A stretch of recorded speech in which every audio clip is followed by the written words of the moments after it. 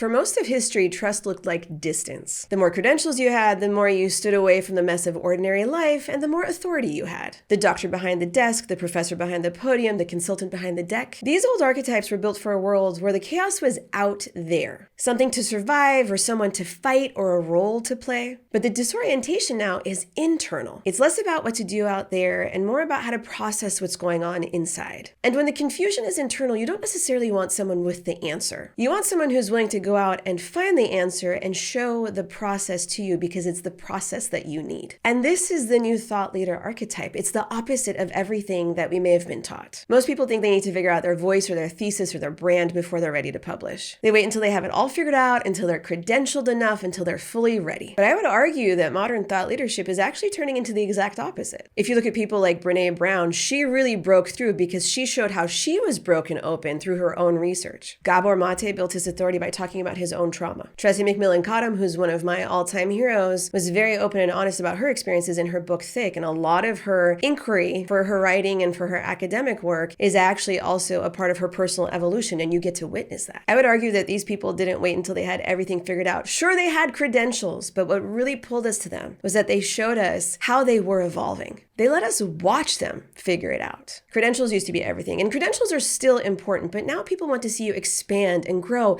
and wrestle with big ideas. That is how they come to trust you. We don't want conclusions handed down from a distance. We want somebody to explore in public because your transformation is the actual offering.